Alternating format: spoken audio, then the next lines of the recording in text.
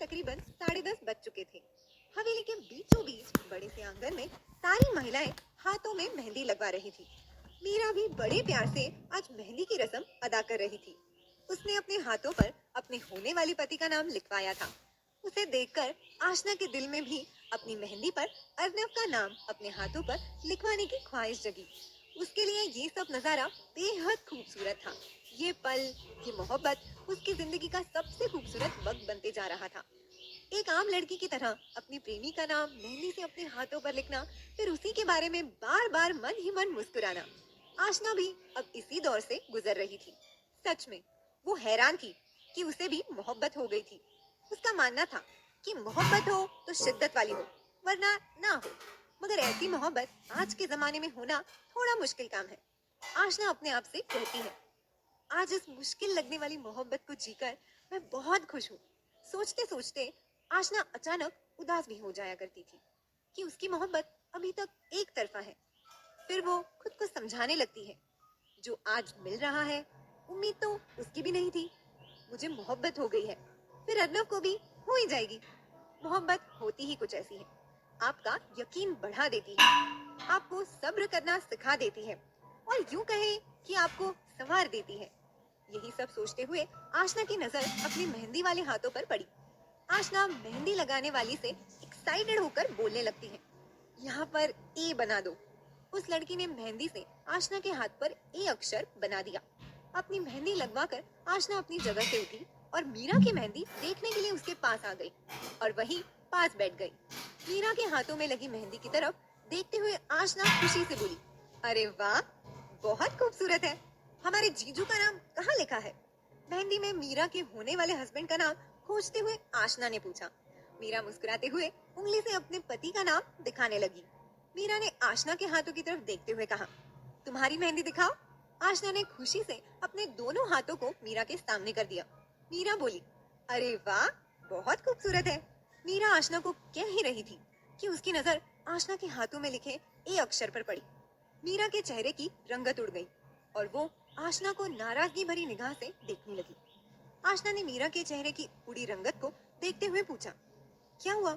मीरा ने ना में सिर हिला दिया और झूठी मुस्कान बिखेर दी। आशना और मीरा बैठकर बातें कर रहे थे कि तभी वहां करण आ पहुंचा और ऊंची आवाज में बोलने लगा, क्या हो रहा है गर्ल्स, सोना नहीं है? आशना बोलने लगी, अरे आज तो आखिरी रात है, फिर कल विदाई हो जाएगी। तुम्हारी बहन के साथ तुम भी जाग लो, कल तो फिर वो चली जाएगी। आशना करण को ये कह ही रही थी कि अर्नव ने पीछे से उसकी बात सुन ली और वो आशना की ये बात सुनकर अपनी बहन के लिए इमोशनल हो गया। अर्नव ने मीरा को आवाज लगाई, मीरा यहाँ ना। आशना, करण, मीरा, रिया सब पीछे मुड़कर अर्नव की तरफ देखने लगे। आशना समझ गई कि अर्नव आशना की बात पर सेंटी हो गया है। अर्नव को अपनी बहन के लिए इस तरह इमोशनल होते देख आशना को अर्नव पर बहुत प्यार आने लगा। आशना अपने दिल में सोचने लगी कि उसे कितने नेक और साफ दिल लड़के से मोहब्बत हुई है। फिर खुद पर नाज करते हुए मन ही मन मुस्कुराने लगी। मीरा ने जवाब देते हुए कहा, जी भाई, आई। कहते हुए मीरा फौरन अपनी जगह से उठ गई और अर्नव के पास चली गई। मेहंदी का कार्यक्रम खत्म हो चुका था। सभी लड़कियां और औरतें थककर अपने कमरे में जा चुकी थी। मीरा अपने कमरे में सोने की तैयारी कर रही थी। तभी उसकी नजर आशना पर पड़ी। आशना बालकनी में चुपचाप खड़ी हुई थी। उसे इस तरह खामोश देख मीरा उसके पास बालकनी पर आ गई। मीरा ने देखा कि आशना नीचे आंगन में अर्नव की तरफ देख रही है। ये देखकर मीरा भड़क गई और बोली, आशना, अंदर आओ, मुझे तुमसे बात करनी है। मीरा के नाराजगी भरे लफ्जों में ये सुनकर आशना कमरे में चली गई। आशना असमझ में उसके पीछे चली गई। मीरा आशना को डांटते हुए बोलने लगी, ये सब क्या है आशना? आशना ने कंफ्यूजन में पूछा, क्या? मीरा चिढ़कर बोलने लगी, ये हाथों पर भाई के नाम का अक्षर लिखना, खड़े खड़े उन्हें निहारना, इनसे कुछ नहीं होने वाला आशना। तुम अच्छी तरह जानती हो कि भाई किसी और से प्यार करते हैं। मीरा की बात सुनकर आशना भी बेबाक होकर बोलने लगी, हाँ करते हैं, पर वो अब उनकी जिंदगी में नहीं है। जिंदगी में नहीं, लेकिन दिल में तो है, मीरा ने कहा। उसकी बात पर आशना जवाब देते हुए बोलने लगी, और मेरे दिल में वो है। आशना को अपनी जिद पर अड़ते देख मीरा को उस पर बहुत गुस्सा आ रहा था, क्योंकि मीरा आशना के लिए परेशान थी। मीरा ने कहा, ओहो आशना, तुम समझ नहीं रही हो। मैंने तुम्हें पहले भी समझाया है, तुम खुद अपने लिए दुखों को दावत दे रही हो। इस पर आशना ने जवाब देते हुए कहा, इस प्यार में मुझे आगे क्या मिलेगा मुझे नहीं मालूम। मैं बस इतना जानती हूँ कि मैं उनसे मोहब्बत करती हूँ और बेइंतहा करती हूँ। आशना ने अपने दिल की बात साफ कर दी। अगले दिन सुबह आशना, करण, रिया और उसके सारे कजिन्स ये प्लान कर रहे थे कि जूते कैसे चुराए जाए। करण अपने कजिन से बोला, अरे अब आशना हमारे साथ है तो डरने की क्या बात है। आशना भी इतराते हुए बोलती है, हाँ जी बिल्कुल, हम तो है ही मदद करने के लिए। सभी लड़कियां मीरा के कमरे में मौजूद थी। फेरों का वक्त हो रहा था। दुल्हन पूरी तरह तैयार थी। मीरा की माँ ने अपनी आंखों से काजल निकालकर मीरा की गर्दन पर लगा दिया था। आशना भी पास ही खड़ी थी। उसने नीले रंग का लहंगा पहना हुआ था और वो आज बहुत खूबसूरत लग रही थी। तभी एक छोटी बच्ची आकर मीरा की माँ से बोली, मामी सब नीचे बुला रहे हैं। मीरा की माँ हड़बड़ाहट में बोली, हाँ हाँ आते हैं। मीरा की माँ आशना से बोलने लगी, आशना जाओ बेटा, अर्नव के कमरे में से कटार ले आओ। आशना सुनकर खुश हुई कि उसे एक और मौका मिल गया अर्नव के पास जाने का। आशना अर्नव के कमरे के दरवाजे पर खड़ी थी। दरवाजा खुला हुआ था। आशना ने दरवाजे पर नॉक किया। कुछ देर खड़ी रही पर उसे कोई जवाब नहीं मिला और आशना झिझकते हुए कमरे में आ गई। वो कमरे में एंटर हुई ही थी कि अर्नव वॉशरूम से बाहर आ गया और आशना को उसके कमरे में देखकर चिढ़ गया। व्हाट द हेल, तुम मेरे कमरे में कर क्या रही हो? अर्नव उस पर चिल्लाने लगा। आशना अर्नव के सामने हिचकिचाने लगी। वो तुम्हें मैंने वार्न किया था ना, मेरे आसपास भी मत भटकना। ये जो तुम्हारी नौटंकी है इन्हें दूसरे के सामने जाकर दिखाओ। दूसरे लड़के खुश होते होंगे इनसे, लेकिन मैं नहीं। अर्नव गुस्से में बोले जा रहा था। ये सुनकर आशना की आंखों में आंसू बहने लगे। आशना के आंसू देख अर्नव ने अपने आप पर काबू किया और चिढ़कर बोलने लगा, तुम यहाँ से जाओगी या नहीं? आशना ने अपने आंसू पोंछे और गुस्से में बोली, नहीं। अर्नव बोला, ठीक है तो बैठो यहीं। अर्नव आशना के बगल से होकर कमरे से बाहर जाने लगा। तभी आशना ने अर्नव का हाथ पकड़ लिया। आशना ने बेझिझक अर्नव की आंखों में देखकर कहा, आप हमारी बात भी तो सुनते जाइए। और अर्नव का हाथ छोड़ दिया। नौटंकी नहीं, मोहब्बत करते हैं आपसे, पाक मोहब्बत। नहीं जानते कि आप मिलेंगे या नहीं हमें, मगर हम आपसे हमेशा मोहब्बत करते रहेंगे। अर्नव भी गुस्से में बोला, तुम बहुत बड़ी गलती कर रही हो। गलती या गुनाह नहीं, सिर्फ इश्क करते हैं हम आपसे, और ये इश्क ऐसे ही होता है, आपको तो मालूम ही होगा। आशना ने अर्नव की आंखों में देखकर इस तरह कहा कि अर्नव आगे कुछ कह ही नहीं पाया। आशना ने आगे कहा, कटार, कटार मांगी थी माँ ने। अर्नव ने आशना की ओर एक अजीब निगाह से देखा और टेबल पर रखी कटार लाकर आशना के हाथों में थमा दी और गुस्से में वहां से चला गया। सारे मेहमान मौजूद थे। मंडप में मीरा के फेरे चल रहे थे और इधर आशना मीरा के कजिन्स के साथ मिलकर जूते चुराने का प्लान बना रही थी। मीरा की कजिन अंकिता बोली, दी वहाँ पर जीजू के दोस्त पहले से पहरा देकर खड़े हैं। आशना बोली, अरे उन्हें रिया और भावना संभालेंगे, बाकी हम देख लेंगे। रिया ने जवाब दिया, हाँ बिल्कुल। भावना पुरानी बातों के कारण थोड़ी हिचकिचाई पर वो आगे मान गई। रिया और भावना अपने होने वाले जीजू के दोस्तों और रिश्तेदारों से मेल जोल बढ़ाने चली गई, जो काफी देर से वहाँ मंडप के पास खड़े जूतों की रखवाली कर रहे थे। भावना ने वहीं खड़े एक लड़के से पूछा, वैसे अब करते क्या है? मैं बीसीए कर रहा हूँ, लड़के ने जवाब दिया। रिया पूछने लगी, ओह अच्छा, और आगे क्या प्लान है? एक अच्छी जॉब, उस लड़के ने जवाब दिया। रिया इतराते हुए बोलने लगी, नहीं, मैं घर बसाने के प्लान के बारे में पूछ रही थी। लड़का शर्माने लगा और बोला, अभी तो कोई लड़की मिली नहीं। भावना नाराजगी का दिखावा करते हुए बोलने लगी, अरे आप भी कमाल करते हैं, इतनी खूबसूरत दो लड़कियां आपके सामने खड़ी है। लड़के ने हिचकिचाकर कहा, अरे हमारा मतलब वो नहीं था। इधर आशना जूस का ग्लास हाथों में लेते हुए आई और बहाने से उनके पास से गुजरते हुए उनमें से एक लड़की की शेरवानी पर जूस गिरा दिया। सभी का ध्यान अचानक उसमें चला गया और एक छोटी लड़की चुपचाप से जूते उठाकर हवेली की तरफ भागने लगी और उसे उन्हीं लड़कों में से एक लड़के ने देख लिया और बाकियों को इशारा किया। उन लोगों को पता चल गया है। इस बात का आभास आशना को हो गया और वो बहाने से वहां से निकलकर उस छोटी बच्ची के पीछे आ गई। हवेली के अंदर भी काफी मेहमान मौजूद थे। उन्हीं के बीच आशना उस बच्ची को ढूंढने लगी और उसकी नजर अपने जीजू के छोटे भाई पर पड़ी, जो उस बच्ची से जूते छीनकर मेन डोर की तरफ जा रहा था। आशना दबे पैर उसके पीछे आई और उसके हाथों से जूते छीनकर डाइनिंग हॉल की तरफ भागने लगी। वो लड़का भी उसके पीछे भागने लगा और आशना चुपके से डाइनिंग टेबल के नीचे छुप गई। वो लड़का कुछ देर वहां रुका और आशना को देखने लगा और फिर आगे चला गया। उस छोटी बच्ची ने आकर आशना को मामला क्लियर होने का इशारा कर दिया और आशना बाहर आ गई। वो अभी एक सेफ जगह के बारे में सोच ही रही थी कि उन्हीं में से एक लड़के ने आशना को देख लिया और आशना फिर से गलियारों से भागने लगी और भागते हुए अर्नब के कमरे में जा छिपी। इधर रिया और मीरा की बाकी कजन्स परेशान थे। यार कहाँ है आशना?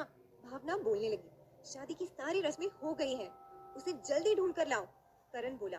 अरे डोंट वरी, मैं उसे जाके देख कर आता हूँ। कहते हुए करण हवेली में चला आया। आशना अर्नब के कमरे को बड़े प्यार से निहार रही थी कि तभी उसे किसी के कमरे की तरफ आने का आभास हुआ और वो दरवाजे के बगल में छिपकर खड़ी हो गई। ये सोचकर कि जैसे ही दरवाजा खोलकर अंदर आएगा आशना चुपके से बाहर निकल जाएगी। जैसे ही दरवाजा खुला और वो शख्स अंदर आया, आशना उसे धक्का लगाते हुए बाहर भागने लगी, मगर दरवाजे में उसका दुपट्टा अटक गया। जैसे ही वो शख्स मुड़ा, आशना ने देखा वो अर्नब था। आशना हड़बड़ाहट में पीछे हटी, उसके पैर डगमगाए। अर्नब ने उसे थामना चाहा, मगर उसके हाथ में पूजा की एक खास थाली थी। आशना लड़खड़ाने लगी और जमीन पर गिरने ही वाली थी कि अर्नब ने थाल छोड़कर आशना का हाथ थाम लिया और उसे अपनी ओर खींच लिया। आशना ने दोनों हाथों से कसकर अर्नब को पकड़ लिया। थाल का सारा सामान और जूते नीचे गिर गए और आशना अर्नब के गले लगी हुई डरी सी वहां पर खड़ी थी। अर्नब ने गुस्से में झटके से आशना को खुद से दूर किया और कहा, तुम बार बार मेरे कमरे में क्या करने आती हो? अर्नब बरस ही रहा था कि वो लड़का आशना को ढूंढते हुए वहां आ पहुंचा। आशना उसे देख जल्दी से जूते उठाने लगी और बोली, हम बड़े बड़े काम करते हैं, आपकी तरह गुस्सा नहीं करते फिरते। कहते हुए आशना ने जूते उठाए और बेड पर चढ़ गई। वो लड़का भी आशना के पास आने की कोशिश करने लगा। तभी दरवाजे पर करण आ पहुंचा और आशना को आवाज लगाई। आशना ने जूते बाहर करण के पास फेंक दिए। करण ने फौरन जूते उठाए और भागने लगा।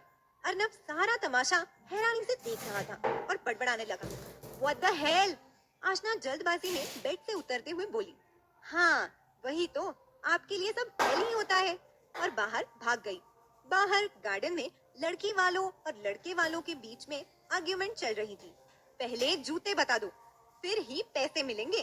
करण भागता हुआ वहां पहुंचा और हाँफते हुए बोलने लगा, जूते यहाँ है, ये लो। मीरा की कजिन्स खुशी से चीख कर कहने लगे, ये जीजू, अब आपको जेब खाली करनी ही होगी। और तभी मीरा के ससुर जी सभी के बीच आकर बोलने लगे, हाँ भाई कर दो, विदाई का समय निकला जा रहा है। और लड़कियों को उनकी मुंह मांगी रकम मिल गई। रात के करीबन 1:30 बज रहे थे। मीरा की विदाई हो चुकी थी। एक ही झटके में घर का माहौल दुखद हो गया था। सभी अपने अपने कमरों में आराम करने के लिए जा चुके थे। आशना रिया के साथ मीरा के कमरे में बैठी थी कि तभी करण भागते हुए आशना के पास आया और हाँफते हुए बोला, आशना, अर्नब भाई जा रहे हैं। ये सुनकर आशना ने अपना सुध-बुध खो दिया। वो फौरन बेड से उठी और भागते हुए बालकनी पर पहुंची। अर्नब गलियारी से होता हुआ मेन डोर की तरफ जा रहा था। उसने जीन्स टी शर्ट पहना हुआ था और कंधे पर बैग लटकाया हुआ था। आशना अभी भी अपने लहंगे में थी। वो अपना लहंगा संभालते हुए सीढ़ियों से उतरने लगी। उसका दुपट्टा पीछे जमीन पर घिस रहा था और वो जल्दबाजी में सीढ़ियों से उतर रही थी। अर्नब मेन डोर से बाहर निकल गया। आशना भागते भागते गलियारू में पहुंची। अर्नब गार्डन की तरफ आ चुका था। आशना मेन डोर से बाहर निकलकर अर्नब को जोर जोर से आवाज देने लगी। अब तक अर्नब अपनी रेड कलर की जीप में बैठ चुका था और गाड़ी को हवेली से बाहर निकाल रहा था। आशना अर्नब को आवाज दिए जा रही थी, अर्नब जी, अर्नब जी। अर्नब को आशना की कोई आवाज सुनाई नहीं दे रही थी। वो उससे काफी दूर निकल गया था।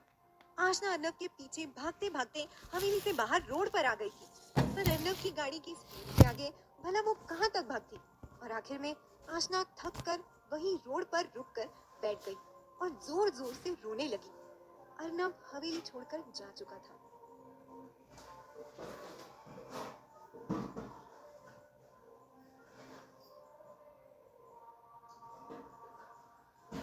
Episode 7, celebration events.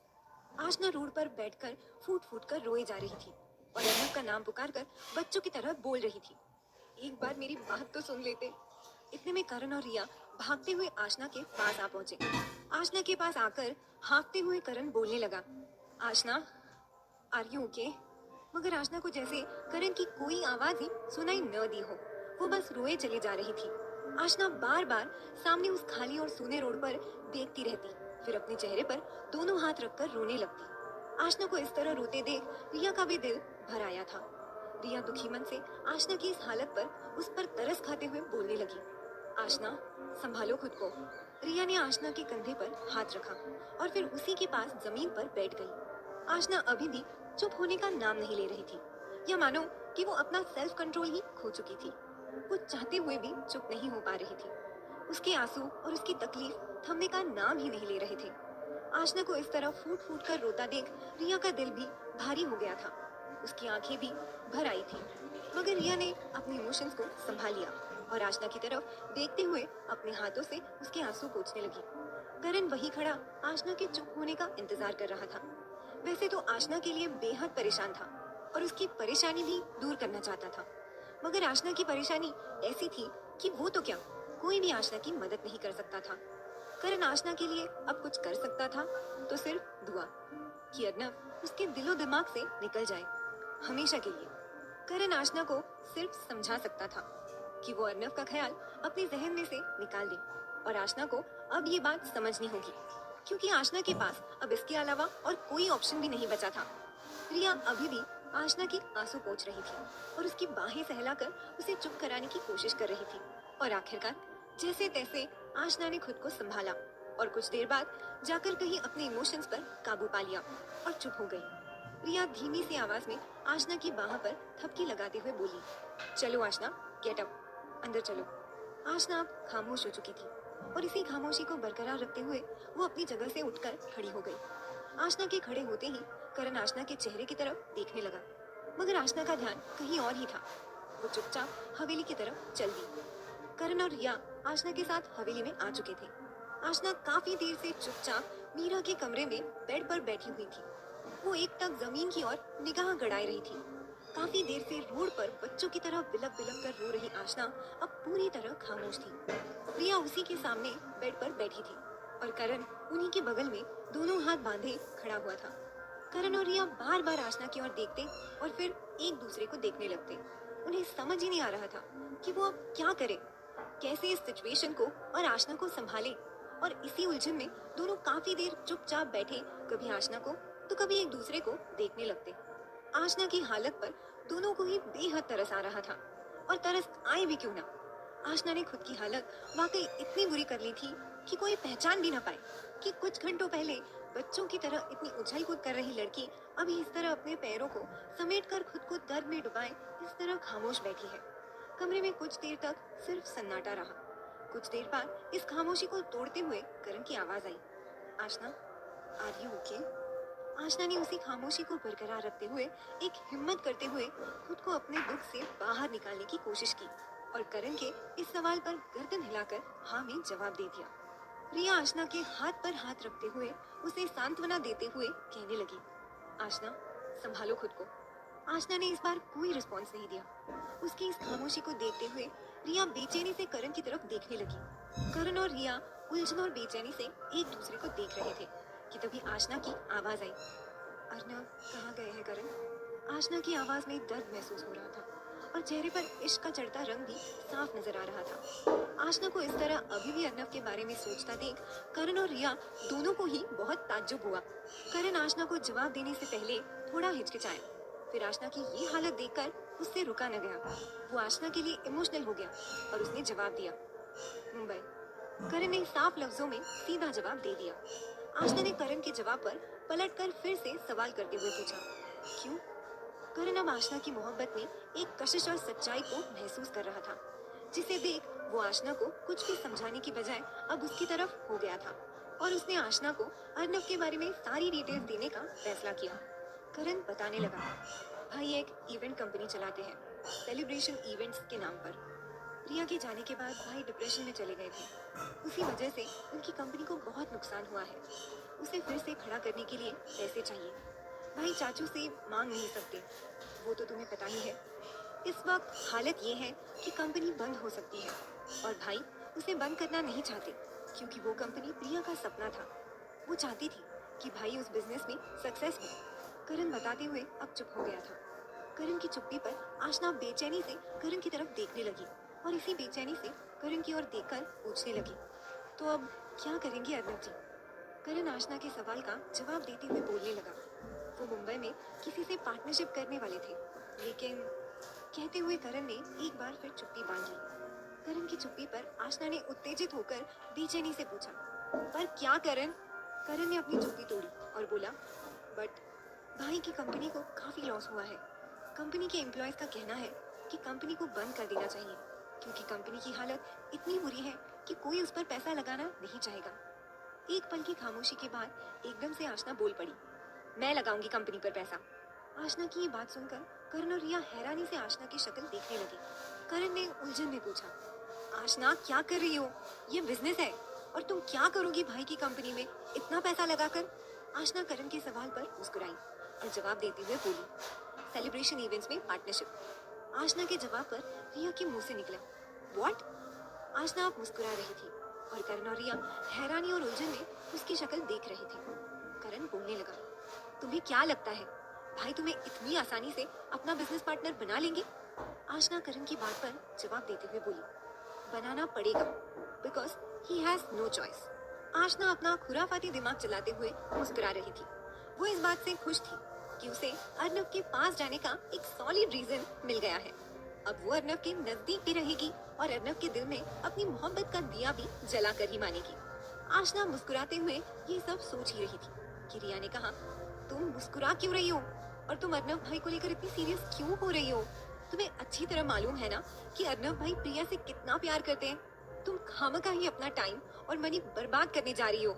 रिया की बात को सहमति देते हुए करण भी बोल पड़ा, एग्जैक्टली। आशना, तुम्हें नहीं लगता तुम गलत जिद लेकर बैठी हो? करण की बात पर आशना ने ना में सिर हिलाया और बोली, जिद नहीं, इश्क है। रिया आशना को टोकते हुए बोलने लगी, ये कैसा इश्क है जिसका अंजाम हार है? और ये बात तुम्हें अच्छे से पता है ना?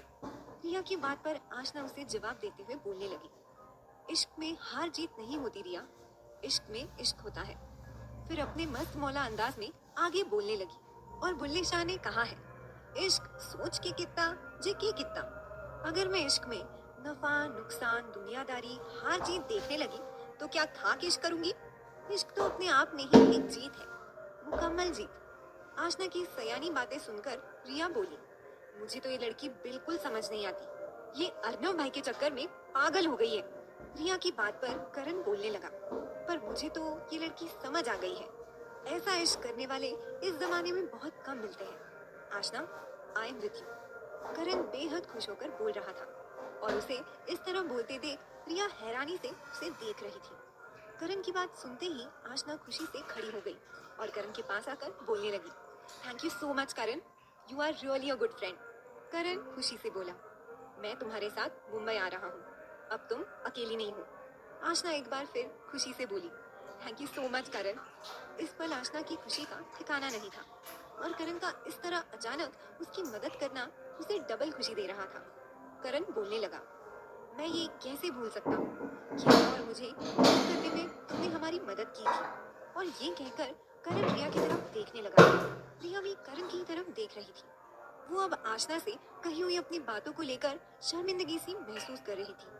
रिया फौरन अपनी जगह से उठकर खड़ी हो गई और आशना के पास आ गई और उसका हाथ पकड़कर माफी मांगने लगी। आशना, आई एम सॉरी, मुझे तुमसे इस तरह से बात नहीं करनी चाहिए थी। आशना रिया की पुरानी बातों को नजरअंदाज करते हुए बोली, इट्स ओके रिया, तुम्हारी जगह कोई और भी होता तो यही कहेगा।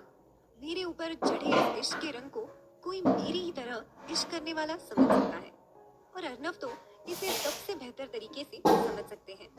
करण चुलबुले अंदाज में बोलने लगा, तो फिर अर्नब भाई को समझाने के लिए चले मुंबई? आशना ने खुशी से करण को जवाब देते हुए कहा, हाँ जी बिल्कुल, मुंबई।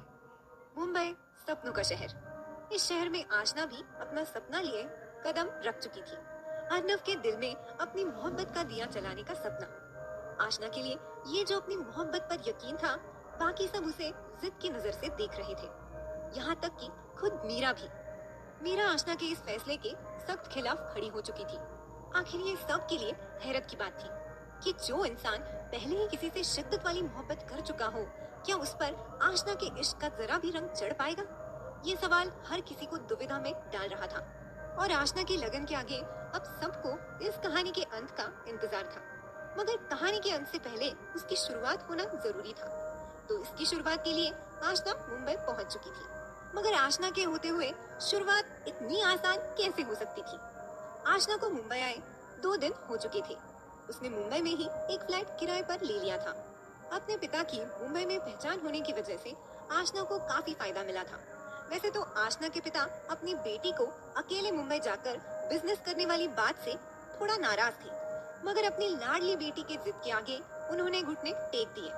वो इस बात से पूरी तरह अनजान थे कि उनकी बेटी जाने अनजाने में मोहब्बत कर बैठी है और अब उस मोहब्बत के पीछे भागने लगी है। भागते भागते वो कहाँ तक जाएगी ये तो उसे भी नहीं पता, मगर अभी वो सफर में है और इस सफर में वो इतनी मग्न और खुश है कि उसे मंजिल की फिलहाल तो कोई परवाह नहीं थी। करण भी आशना के साथ मुंबई आ गया था आशना की मदद करने के लिए, मगर वो अर्नव के साथ रह रहा था, ये कहकर कि वो अर्नव के साथ उसकी कंपनी में काम करना चाहता है। अर्नव करण के मुंबई आ जाने से और कंपनी में साथ काम करने वाली बात से बहुत खुश था और साथ ही अर्नव का अकेलापन भी थोड़ा कम हो जाएगा, इस बात का भी उसे सुकून था। वैसे तो आशना को मुंबई आए 2 दिन हो गए थे, मगर वो अभी तक अर्नव से नहीं मिली थी। आशना चाहती थी कि वो पूरी तैयारी के साथ अर्नव से मिले। वो अर्नव से उसी वक्त मिलना चाहती थी जब वो उसे अपनी पार्टनरशिप ऑफर करे और अर्नव को सरप्राइज करना चाहती थी, इसीलिए वो अर्नव से अभी तक दूर ही थी। कुछ दिन बीत गए, अभी सब कुछ आम और नॉर्मल चल रहा था। आशना खुद को मुंबई में सेटल करने में बिजी थी और करण अर्नव के साथ शिफ्ट होने में बिजी हो गया था। एक रोज करण और अर्नव दोनों ही मॉल आए हुए थे करण के लिए शॉपिंग करने, और उसी रोज आशना का भी उसी मॉल जाने का प्रोग्राम बन गया था। घर में इस्तेमाल होने वाली जरूरत की चीजें खरीदने के लिए वो मॉल आई हुई थी। हालांकि वो इस बात से बिल्कुल बेखबर थी कि अर्नव भी करण के साथ उसी मॉल में मौजूद है। करण और अर्नव अपनी शॉपिंग कर रहे थे। करण अपने लिए कुछ टी शर्ट्स देख रहा था, तभी अर्नव को एक जरूरी कॉल आ गया और वो शॉप से बाहर कॉल पर बात करने लगा। इसी वक्त बगल वाली शॉप से खरीदारी करके आशना का भी वहाँ से गुजरना हुआ। आशना जल्दबाजी में स्टेयर्स की तरफ जा ही रही थी और अर्नव कॉल डिस्कनेक्ट करके वापस शॉप के अंदर जा रहा था। दोनों अपने आप में बिजी थे और अनजाने में एक दूसरे के बगल से गुजर रहे थे और जल्दबाजी के कारण एकदम से एक दूसरे से टकरा गए। दोनों के सिर एक दूसरे से जा लगे। अर्नव का मोबाइल फर्श पे जा गिरा और आशा के हाथ से सामान से भरी बैग नीचे गिर गई। दोनों ने ही झुंझलाकर जब सामने वाले शख्स पर निगाह डाली तो एक दूसरे को देखकर हैरान रह गए। दोनों ही हैरानी में फटी आंखों से एक दूसरे को देखते रह गए। Episode 8 partners. अर्नव हैरानी से आशना को देख रहा था और आशना उलझन में अर्नव के चेहरे की ओर देख रही थी। अर्नव हैरानी से झल्लाकर बोला, तुम मेरा पीछा कर रही हो? अर्नव की बात पर आशना चिढ़कर बोली, पीछा? मैं आपका पीछा करती तो छुप के कहीं खड़ी होती, यूं अपना सिर आपके सिर से न फोड़ती। इतना कहकर आशना अपने माथे को सहलाने लगी। अर्नव पूछने लगा, तुम यहाँ क्या कर रही हो? आशना भी बोली, ये सवाल मैं आपसे भी कर सकती हूँ। आशना का अचानक अर्नव के सामने आ जाना और ऊपर से इतनी अकड़ में बात करना अर्नव को गुस्से से भर रहा था। आशना घर में मेहमान थी, इसलिए अर्नव ने उसकी सारी अजीब हरकतें और बदतमीजी झेल ली थी, मगर अब नहीं। वो अब एक पल भी आशना को झेलने नहीं वाला था। अर्नव आशना को गुस्से से भरकर घूरने लगा। आशना अर्नव की गुस्से से भरी आंखों के सामने हिचकिचाकर बोलने लगी, आप ये गुस्सा किसी और को दिखाइए, मेरे ऊपर ये काम नहीं करने वाला। ये कहकर आशना डरते हुए इधर उधर देखने लगी। वैसे तो आशना को अर्नव की गुस्से भरी आंखों से बहुत डर लगता था, मगर वो अपनी शान और एटीट्यूड अर्नव के सामने कम होने नहीं दे सकती थी। मगर अर्नव का घूरना आशना पर असर करता है, ये बात अर्नव को बखूबी पता थी और वो ये भी नोटिस करता था कि आशना कैसे खुद को उसके सामने टिकाए रखने की हिम्मत करती है। आशना को इस तरह हकलाते और घबराते देख अर्नव आशना की ओर कदम बढ़ाने लगा। आशना जो की त्यों वही खड़ी रही और अर्नव के सामने टिके रहने के बारे में खुद को मन ही मन समझाती रही। अर्नव आशना के इस बर्ताव से बहुत चिढ़ गया और आशना के करीब आकर उसकी आंखों में आंखें डालकर गुस्से से देखने लगा। आशना भी हिम्मत करके अर्नव की आंखों में देख रही थी। आशना की इस हिम्मत पर अर्नव आशना से बुरी तरह चिढ़ गया और अचानक ही गुस्से में वहां से चला गया। अर्नव और करण साथ में बैठकर डिनर कर रहे थे। अर्नव करण से ऑफिस में होने वाली कल की मीटिंग के बारे में डिस्कस कर रहा था। अर्नव बोला, मिस्टर पाटिल ने कल ऑफिस में मीटिंग रखी है। होप सो कि वो हमारे साथ पार्टनरशिप कर ले, क्योंकि उसके बाद कोई ऑप्शन नहीं रहेगा। अर्नव अपनी डूबती कंपनी को संभालने की हर कोशिश कर रहा था। वो दुखी था मगर होपलेस नहीं। ये अर्नव का एटीट्यूड था कि वो कभी भी हार नहीं मानता था। वो एंड तक लड़ता था और अपना 100% देता था। वो जानता था कि हर चीज को पाने के लिए उसके काबिल होना पड़ता है, और वो काबिल था। जिंदगी में एक ही जगह मात खाई थी उसने, जिससे सीधे मुंह के बल जा गिरा था। मात भी तो दिल की थी, मोहब्बत की थी और यकीन की थी। उसे समझ ही नहीं आता था कि प्रिया ने ऐसा क्यों किया। वो दोनों तो साथ में बहुत खुश थे, और प्रिया कोई ऐसी वैसी लड़की तो बिल्कुल नहीं थी। वो तो बिल्कुल मैच्योर लड़की थी। वो तो खुद अर्नव के साथ सेलिब्रेशन इवेंट्स में काम करके उसे कामयाब होते देखना चाहती थी। वो अर्नव से शादी करना चाहती थी, एक अच्छी जिंदगी जीना चाहती थी।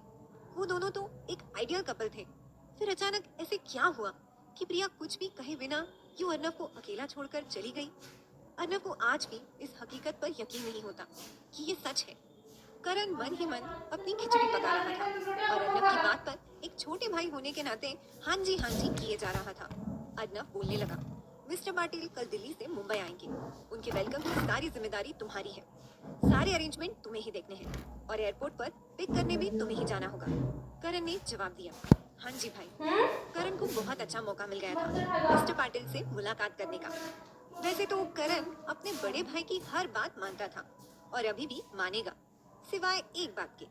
यही बात कि मिस्टर पाटिल सेलिब्रेशन इवेंट्स के पार्टनर नहीं बनेंगे। अगले दिन करण के एयरपोर्ट पहुंचने से पहले ही आशना प्लान के मुताबिक एयरपोर्ट पहुंच गई और मिस्टर पाटिल से जा मिली। मिस्टर पाटिल काफी देर से अकेले खड़े करण का इंतजार कर रहे थे। एक बिजनेसमैन के लिए टाइम इज मनी होता है, और यहाँ वो कीमती वक्त बर्बाद होते देख मिस्टर पाटिल अंदर ही अंदर खींचे चले जा रहे थे। और मिस्टर पाटिल की इस चिढ़ का फायदा उठाने के लिए आशना उनके पास आ पहुंची और उन्हें ग्रीट करते हुए बोली, हेलो मिस्टर पाटिल। आशना के चेहरे पर एक लंबी मुस्कान थी और आंखों में चमक नजर आ रही थी। मिस्टर पाटिल चिड़चिड़ी निगाह से आशना को कंफ्यूजन में देखने लगे। आशना उनकी इस उलझन को दूर करते हुए बोलने लगी, मेरा नाम आशना है। मैं सेलिब्रेशन इवेंट्स की एक पुरानी एम्प्लॉय हूँ। आशना की बात सुनकर मिस्टर पाटिल आशना को जवाब देते हुए बोलने लगे, okay, how can I help you. Aashna एक बनावटी हंसी हंसकर बोलने लगी, सर आप तो शर्मिंदा कर रहे हैं, हेल्प तो मैं आपकी करना चाहती हूँ। मिस्टर पाटिल ने बड़े गुरूर से आशना की ओर देखा कि वो लड़की ऐसे कैसे उन जैसे इतने बड़े बिजनेसमैन की हेल्प करने के बारे में बोल सकती है। मिस्टर पाटिल को तो इस तरह अपनी बात से चिढ़ता देख आशना अपनी बात को ठीक करते हुए बोलने लगी, एक छोटी सी हेल्प, वरना मैं कहाँ लायक हूँ आप जैसे इतने बड़े बिजनेसमैन की हेल्प करने के। आशना की बात सुनकर मिस्टर पाटिल एक गंभीर आवाज में बोले, बोलो क्या कहना चाहती हूँ। आशना बोलने लगी, देखिए ना, आप कब से यहाँ खड़े हैं और सेलिब्रेशन इवेंट के लोगों को जरा भी ख्याल नहीं। मैं कुछ गलत नहीं कह रही, बस आपको डिसीजन लेने से पहले सेलिब्रेशन इवेंट्स की सच्चाई बता रही हूँ। मिस्टर पाटिल असमझ में पूछने लगे, कैसी सच्चाई। आशना बोली, कंपनी के एम्प्लॉइज लापरवाह हो तो उन्हें जॉब से निकाला जाता है, बट जब बॉस ही इनडिसिप्लिन और लापरवाह हो तो बिजनेस तो डूबना ही है। आप समझ रहे हैं ना मैं क्या कहना चाहती हूँ। कंपनी बंद होने की कगार पर है तो जरूर कोई बड़ी कमी तो होगी ही ना। बाकी आपका पैसा है, आप जहाँ चाहे वहाँ लगाएं। आशना ने अपनी गोल गोल बातों में मिस्टर पाटिल को घुमा दिया। मिस्टर पाटिल आशना की बात सुनकर अपने डिसीजन पर एक बार फिर से सोचने पर मजबूर हो गए थे।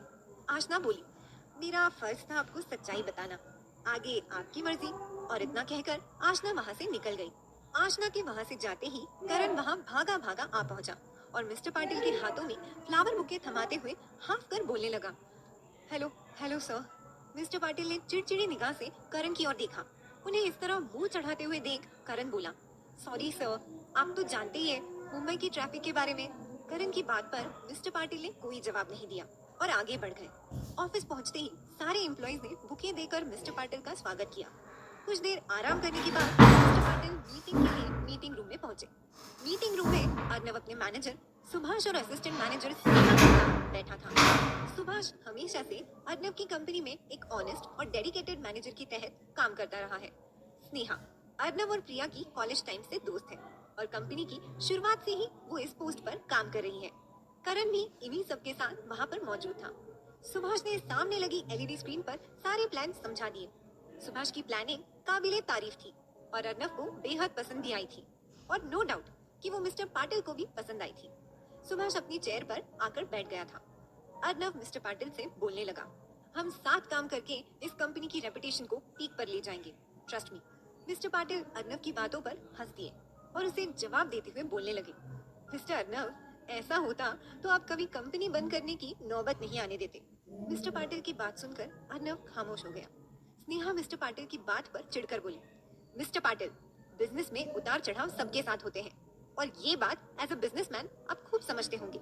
मिस्टर पाटिल अपनी चेयर से उठकर खड़े हो गए और अपना कोट सेट करते हुए बोलने लगे, sorry but I can't work with you.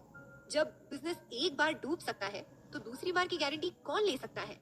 Mister Patil की बात पर अर्नव बोला, मैं लेता हूँ गारंटी। मिस्टर पाटिल बोले, जवानी का जोश है, जोश में अक्सर इंसान होश खो देता है।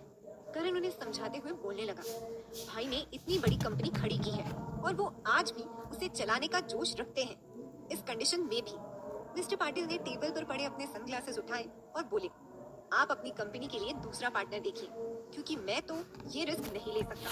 इतना कहकर मिस्टर पाटिल केबिन से बाहर चले गए। स्नेहा चिढ़कर बोलने लगी, व्हाट नॉनसेंस, ये कोई तरीका होता है?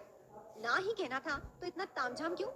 फोन पर ही कह देते ना। अर्नव तो बिल्कुल खामोश अपनी चेयर पर बैठा हुआ था। उसकी आखिरी उम्मीद भी टूट चुकी थी।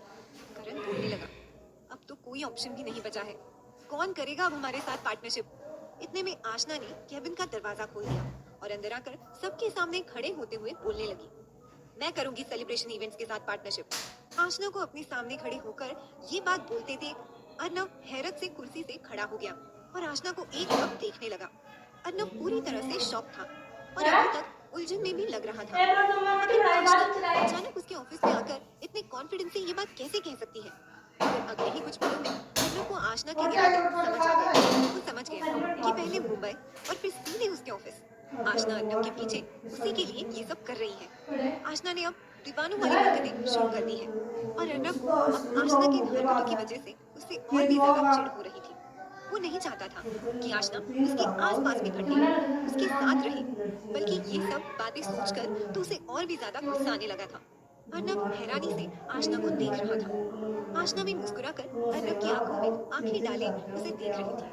करण आशना को देखकर हैरानी का दिखावा करते हुए बोलने लगा, आशना, तुम यहाँ, और तुम ये क्या कह रही हो? आशना करण को जवाब देते हुए बोलने लगी, वही जो तुम सुन रहे हो करण, मैं सेलिब्रेशन इवेंट्स के साथ पार्टनरशिप करना चाहती हूँ। स्नेहा कुछ समझने की कोशिश करते हुए बोलने लगी, एक मिनट, आप है कौन और आप सेलिब्रेशन इवेंट्स के साथ पार्टनरशिप करने में इतनी इंटरेस्टेड क्यों है? आशना स्नेहा को जवाब देते हुए बोली, मुझे किसी इंट्रोडक्शन की जरूरत नहीं है, आपके बॉस मुझे पहले से ही जानते हैं। स्नेहा चौंक कर बोली, व्हाट? अर्नव, तुम जानते हो इन्हें? अर्नव तो चुपचाप खड़ा आशना को देखे जा रहा था। करण ने माहौल हैंडल करने की कोशिश की और अपनी चेयर से खड़े होते हुए बोला, आशना प्लीज सिट। आशना कुर्सी पर बैठ गई। करण भी उसके बगल में बैठ गया, मगर अर्नव अभी भी चुपचाप खड़ा आशना को देखे जा रहा था। करण बोले, मच आशना, काम करने में इंटरेस्टेड नहीं। करण कह रहा था कि इतने में अर्नव की आवाज आई, लेकिन मैं इंटरेस्टेड नहीं हूँ। अर्नव के जवाब पर आशना और करण दोनों ही हैरानी से अर्नव को देखने लगे। स्नेहा तो अभी तक आशना को लेकर कंफ्यूजन में ही थी कि आखिर वो है कौन। करण हिचकिचाते हुए पूछने लगा, बट क्यों भाई? अर्नव गुस्से भरी आवाज में बोला, आई सेड और इतना कहकर अर्नव गुस्से में केबिन से बाहर निकल गया। करण भी हड़बड़ाकर उसके पीछे चल दिया और अर्नव के बराबर आकर पूछने लगा, व्हाट हैपेंड भाई, हमें इसकी जरूरत है। अर्नव गुस्से में भारी और लंबे कदमों से चलते हुए अपने केबिन की तरफ जा रहा था। करण की बात पर अर्नव ने जवाब देते हुए कहा, मुझे जरूरत नहीं है। करण टेंशन में भारी आवाज में बोलने लगा, भाई बट हुआ क्या है? आप कब से कंपनी के लिए पार्टनर की तलाश में हो और अब जब सामने से कोई हाथ बढ़ा रहा है तो आप मना कर रहे हो। अर्नव ने करण की बात पर कोई रिस्पॉन्स नहीं किया और चुपचाप चलता रहा। करण अर्नव को मनाने की पूरी कोशिश कर रहा था। वो बोला, भाई हमारे पास अब कोई ऑप्शन नहीं है, एक बार कंपनी के बारे में सोचो, अपने ड्रीम के बारे में सोचो। करण के मुंह से ड्रीम शब्द सुनकर अर्नव एकदम से रुक गया। करण ने अल्फाजों और जज्बातों का फायदा उठाना चाहा, और एक बार फिर अपनी बात पर जोर देकर बोला, यस भाई, आपका सपना। प्लीज एक बार तसल्ली से सोचो कि क्या आपका डिसीजन सही है। अर्नव खामोश खड़ा करण की बात सुन रहा था। अर्नव अब मजबूर था। उसका सपना उसके लिए सबसे ज्यादा इम्पोर्टेंट था, क्योंकि ये ड्रीम प्रिया ने उसके लिए देखा था। कुछ पल खामोशी से सोचने के बाद अर्नव ने कहा, ओके। अर्नव आशना के साथ पार्टनरशिप करने के लिए राजी हो गया था, क्योंकि कोई भी चीज उसे अपने सपने से ऊपर नहीं लगती थी, आशना भी नहीं। करण और अर्नव दोनों मीटिंग रूम में वापस आ गए। करण आशना के बगल वाली कुर्सी पर आकर बैठ गया और अर्नव अपने एटीट्यूड से भरा हुआ एक अकड़ के साथ अपनी चेयर पर जाकर बैठ गया। अर्नव ने गहरी सांस ली और आशना से कहा, I am ready to work with you. Arnav की आवाज में उसका एटीट्यूड साफ महसूस हो रहा था, मगर ये कहते हुए अर्नव अंदर से बेहद कुढ़ रहा था। आखिर वो करता भी क्या? उसके पास कोई ऑप्शन बचा ही नहीं था। अर्नव की हाँ सुनकर आशना बेहद खुश हो गई। उसके चेहरे पर खुशी साफ झलक रही थी। उसका बस चलता तो वो वहीं खुशी से नाचने लगती। इतने में अर्नव आगे कहने लगा, बट वन थिंग। ये कहकर अर्नव चुप हो गया। आशना और करण उलझन में उसकी ओर देखने लगे। अर्नव अपनी बात को पूरा करते हुए बोला, मैं यहाँ पर किसी भी तरह की लापरवाही बर्दाश्त नहीं करूँगा। अर्नव ने साफ साफ लफ्जों में आशना को वार्न कर दिया। अर्नव की बात पर आशना बोली, एक चीज मैं भी क्लियर कर देना चाहती हूँ। उसकी बात पर करण पूछने लगा, कौन सी चीज आशना? आशना बोली, मैं यहाँ बॉस हूँ। आशना ने अर्नव को साफ लफ्जों में समझाते हुए क्लियर कर दिया।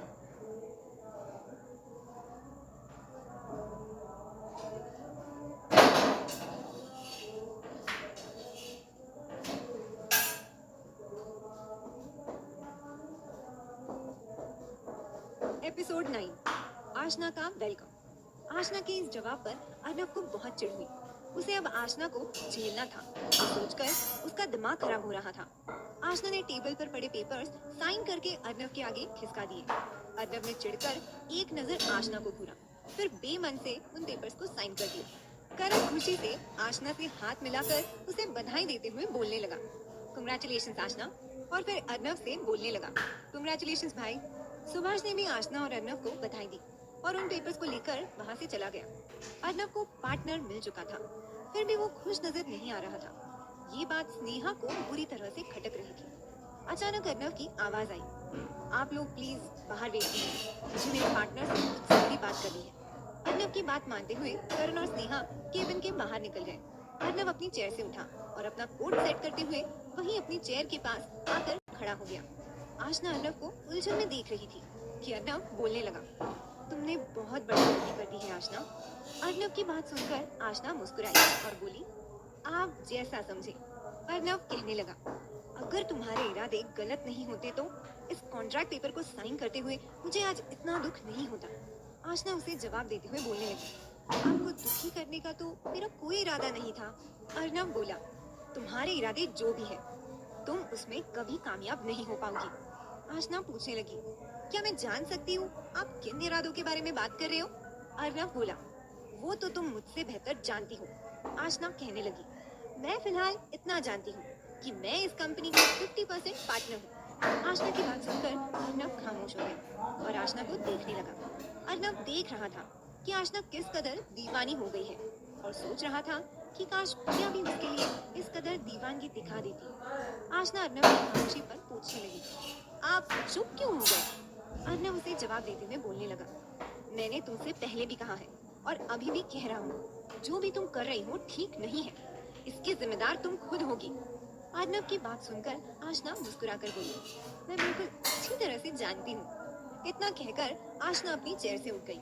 उसने एक नजर अर्नव की आंखों में देखा और फिर कुछ कहे बिना कैबिन से बाहर चली गई। अर्नव अभी भी उसी जगह खड़ा आशना के इस रवैये के बारे में सोच रहा था और अपने मन में बोलने लगा, तुम मुझे जो समझती हो समझती रहो, मैं भी तुम्हें ये यकीन दिला दूंगा कि तुम मुझे जो समझती हो वो मैं बिल्कुल नहीं हूँ। मैं तुम्हें अब हर वक्त यही एहसास करवाता रहूंगा कि ये तुम्हारी जिंदगी की सबसे बड़ी गलती है। मिस आशना। रात के करीबन 10:30 बज रहे थे। आशना अपने कमरे की बालकनी में खड़ी मीरा से कॉल पर बात कर रही थी। मीरा झुंझलाकर कह रही थी, तूने मुझे पागल कर दिया है। नई नई शादी होने के बाद मैं अपने पति के ख्यालों में कम और तेरे ख्यालों में ज्यादा डूबी रहती हूँ। आशना अपने मस्त अंदाज में मीरा को छेड़ते हुए बोलने लगी, हाय कितना प्यार करती हो तुम मुझसे। मीरा आशना को डांटते हुए बोली, शट अप। तुम ये जो कुछ भी कर रही हो ना, पछताओगी। आशना अपने बेफिक्र लहजे में बोली। पछता लेंगे, मीरा कहने लगी। आशना तुम समझती क्यों नहीं हो? इससे पहले कि मीरा का लेक्चर फिर से शुरू होता, आशना उसकी बात काटकर बीच में बोल पड़ी। अच्छा मैं फोन रखती हूँ, कल ऑफिस में पहला दिन है। इतना कहकर आशना ने कॉल डिस्कनेक्ट कर दिया। सारी रात आशना कल होने वाली नई सुबह के बारे में सोचती रही और अर्नब भी कल होने वाली सुबह के बारे में सोच रहा था। वो आशना को पहले ही उसके अजीब रवैये की वजह से पसंद नहीं करता था और फिर आशना के दिल में उसके लिए फीलिंग्स उमड़ती ही वो उससे दूर होना चाहता था। वो नहीं चाहता था मोहब्बत में नाकामी की जिस तकलीफ से वो गुजरा है उससे आशना या कोई और गुजरे, मगर आशना ये कहाँ समझने को तैयार थी और आशना की यही जिद अब अर्नब के लिए चिढ़ बन गई थी। अगले दिन आशना टाइम पर ऑफिस पहुंच गई। मेन गेट से एंटर होकर जब वो अंदर रिसेप्शन पर पहुंची तो उसकी नजर ऑफिस की सजावट पर पड़ी और सामने सेलिब्रेशन इवेंट्स के सारे एम्प्लॉयज हाथ में बुके लेकर अपनी नई बॉस का इंतजार कर रहे थे। सभी लाइन लगाकर एक एक करके आशना को बुके देकर स्वागत करने लगे। उसका इस तरह से वेलकम होते देख आशना बेहद खुश हो गई। वो समझ रही थी कि ये सारी तैयारियां करण ने उसके लिए की है। आशना जैसे ही थोड़ा और आगे बढ़ी तो उसे देखा कि अर्नब फूलों का एक बड़ा सा खूबसूरत बुके हाथ में पकड़े उसका इंतजार कर रहा है। अर्नब को इस तरह उसका वेलकम करते देख आशना हैरान रह गई। वो उलझन में धीरे धीरे कदम बढ़ाते हुए अर्नब के पास पहुंच गई। अर्नब ने एक मुस्कान के साथ बुके आशना के हाथों में थमा दिया और पीछे चल रहे प्यून को आशना ने वो बुके पकड़ा दिया। बुके लेकर प्यून वहाँ से चला गया। अर्नब ने मुस्कुराते हुए हैंडशेक करने के लिए अपना हाथ आशना के सामने कर दिया। आशना अभी तक अर्नब के बदले बदले रंग को देखकर हैरान थी और इसी अंजुमन में उसने अपना हाथ बढ़ाकर अर्नब से हैंडशेक कर लिया। आशना के चेहरे पर हल्की सी मुस्कान भी थी और हैरानी भी और वो बस अर्नब की आंखों में देखी जा रही थी। अर्नब मुस्कुराते हुए बोला, वेलकम मिस आशना। सभी लोग तालियां बजाने लगे। तालियों की गूंज से आशना अपने सेंस में आई और इधर उधर देखने लगी। फिर अर्नब की तरफ देखकर मुस्कुराते हुए बोली, थैंक यू। अर्नब ने आशना का हाथ छोड़ दिया। आशना अपने उसी हाथ की तरफ देखने लगी जिसे अभी अभी अर्नब ने पकड़ा था। तालियों की गूंज अभी भी बरकरार थी। आशना उलझन में अर्नब को देखे जा रही थी। जैसे ही तालियां रुकी आशना ने सारे एम्प्लॉयज को थैंक यू कहा और अचानक अभी तक दिखाई न दे रहा करण वहाँ पर आ पहुंचा। करण ने आते ही आशना से हैंडशेक किया और बोला, वेलकम मैम। ये सुनकर आशना मुस्कुरा दी। अचानक अर्नब आशना से बोला, आइए आपको आपका कैबिन दिखा देते हैं। आशना ने उलझन में अर्नब की तरफ एक नजर देखा, फिर करण को देखने लगी। अर्नब हॉल से निकलकर सीढ़ियों से होते हुए अपने कैबिन की तरफ जाने लगा। आशना अभी भी उलझन में अर्नब को जाते हुए देख रही थी कि तभी करण ने आशना को अर्नब के साथ जाने का इशारा कर दिया। आशना उलझन में थी मगर अर्नब के पीछे चली गई। अर्नब ऊपर अपने कैबिन की तरफ आ गया। आशना भी उसी के साथ चली आई। अर्नब अपने कैबिन के सामने आकर रुक गया और अपने कैबिन के सामने वाली कैबिन की तरफ इशारा करते हुए आशना की ओर देखने लगा। आशना भी उलझन में कैबिन की तरफ देखने लगी। अर्नब ने कैबिन का दरवाजा खोला और आशना को अंदर आने को कहा। आशना असमझ में कैबिन के अंदर एंटर हो गई। व्हाइट कलर के पेंट वाला वो कैबिन बेहद खूबसूरत तरीके से सजाया गया था। बड़ी सी कुर्सी सामने थी जिसकी तरफ इशारा करते हुए अर्नब बोला, आपकी चेयर पार्टनर। आशना मुस्कुराकर उस ओर देखने लगी और फिर आशना ने अर्नब की तरफ देखा। वो खुश थी, बेहद खुश, और थैंक यू बोलने के लिए जैसे ही मुंह खोलने लगी कि अचानक अर्नब की आवाज आई, कैसा लगा मेरा वेलकम? आशना खुशी से बोली, थैंक यू सो मच। ये सब अनएक्सपेक्टेड है। Thank you so much Arnab. आप। आशना बोल ही रही थी कि अचानक अर्नब उसकी बात काटते हुए बीच में ही बोल पड़ा, अभी तो बहुत कुछ अनएक्सपेक्टेड मिलने वाला है तुम्हें। अर्नब की बात सुनकर आशना असमझ में उसे देखने लगी। अर्नब बोला, प्लीज सिट। आशना के चेहरे की मुस्कान अब गायब हो गई थी। वो अब अर्नब की बात पर ध्यान ना देकर उलझन में उसके चेहरे की तरफ देखी जा रही थी। अचानक अर्नब के हाव भाव बदल गए थे। वो एक गंभीर आवाज में आशना को घूरते हुए फिर से बोला, सिट। आशना अर्नब के बदले तेवर देखकर हैरान रह गई थी और उलझन में अभी तक उसे देखे चली जा रही थी। जब आशना अर्नब की बात न मानकर कुर्सी पर नहीं बैठी तो अर्नब आशना के पास आकर खड़ा हो गया और उसे गुस्से में घूरने लगा। अचानक अर्नब ने आशना के कंधे पर हल्का सा धक्का मारा और आशना लड़खड़ाकर अपनी चेयर पर जा गिरी। आशना अर्नब को हैरानी से देख रही थी। अर्नब आशना के करीब आया और थोड़ा झुककर आहिस्ता से मुस्कुरा कर बोला, डर नहीं लगता ना तुम्हें मुझसे? आज से हर वक्त बस तुम्हें यही लगेगा, डर। अर्नव की बात पर आशना मुस्कुराने लगी और बोली, तो ये प्लान बनाया है आपने मुझे यहाँ से भगाने का और मेरे दिल में अपने लिए नफरत पैदा करने का। आशना की बात सुनकर अर्नव हैरानी से उसे देखने लगा। उसके मन में ख्याल आया कि इस लड़की को मुझ पर कितना यकीन है, और अचानक अर्नव सीधा खड़ा हो गया। आशना अपनी कुर्सी से उठी और अर्नव के बराबर नजदीक खड़ी हो गई और मुस्कुराकर बोली, हम कोई आज के नौजवानों की तरह 2 दिन प्यार और फिर नया यार जैसा इश्क नहीं करते। हमने आपसे इश्क किया है तो जरूर आपने कोई तो बात देखी होगी, नहीं तो हम इतनी दूर आपके पीछे नहीं चले आते। अर्नव खामोश खड़ा आशना की बात सुन रहा था। आशना बोलने लगी, एक बात बताइए, हम नहीं आते हैं आपके पीछे। वो जो ऊपर रब है ना, वो आपको ये एहसास करवाता है कि हम आपके पीछे हैं। अर्नव चिढ़कर बोला, व्हाट नॉनसेंस, कौन सा एहसास, कौन सी फीलिंग?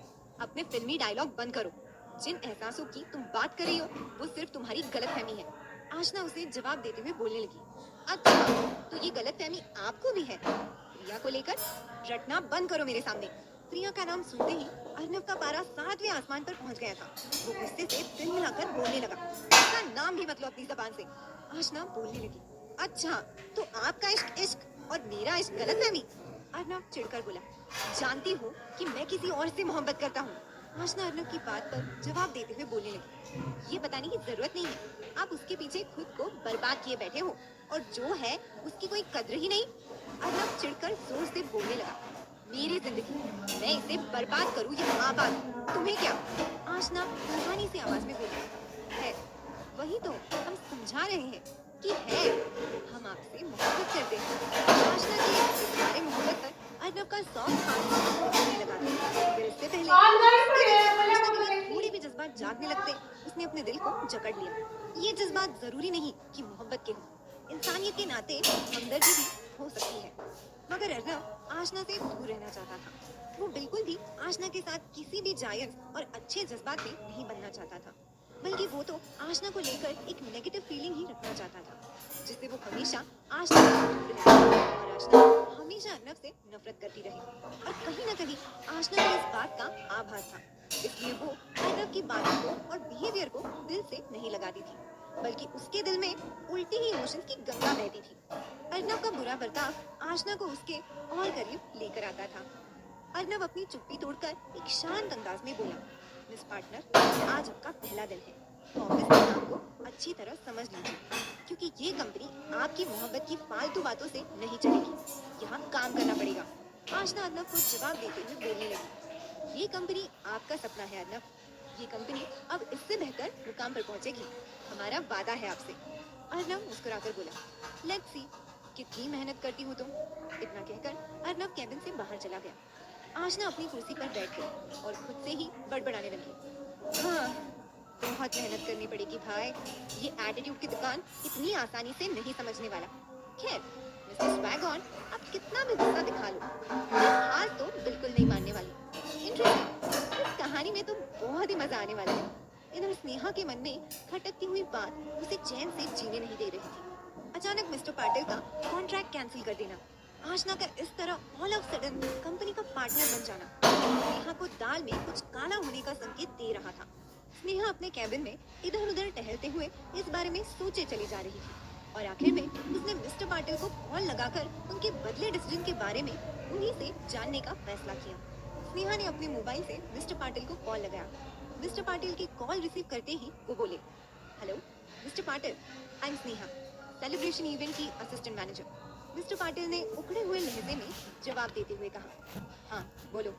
स्नेहा झिझकते हुए पूछने लगी, मिस्टर पाटिल, आपने इतनी अचानक से फैसला ले लिया, हमसे कोई बात भी नहीं की ठीक से। I mean, आप आए थे कॉन्ट्रैक्ट पेपर साइन करने और फिर अचानक। स्नेहा बोल ही रही थी कि मिस्टर पाटिल उसकी बात काटकर बीच में बोल पड़े, हाँ अचानक, क्योंकि अचानक ही पता चला मुझे। उनकी बात सुनते ही स्नेहा पूछने लगी, अचानक क्या पता चला आपको? मिस्टर पाटिल बोले, यही कि कंपनी का बॉस कितना इररिस्पॉन्सिबल आदमी है। उसने एक बार कंपनी डुबा दी है, दूसरी बार भी उसकी वजह से ऐसा हुआ तो मेरे तो लाखों का नुकसान हो जाएगा। मैं ऐसे आदमी के साथ काम नहीं कर सकता। स्नेहा कहने लगी, बट सर कंपनी लॉस में है, ये बात आपको अर्नव सर बता चुके हैं।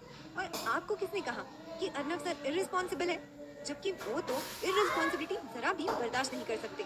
मिस्टर पाटिल चिढ़कर बोले, कौन बताएगा क्या? कंपनी और बॉस के बारे में उसके एम्प्लॉयज सबसे सही बात बता सकते हैं। स्नेहा ने उलझन में पूछा, किस एम्प्लॉय ने आपको ये न्यूज़ दी? मैं खुद उससे आपके सामने सच उगलवाऊंगी। मिस्टर पाटिल बोले, एक्स एम्प्लॉय है तुम्हारी। क्या नाम बताया था उसने? कहते हुए मिस्टर पाटिल सोचने लगे, फिर अचानक से बोल पड़े, हाँ, आशना।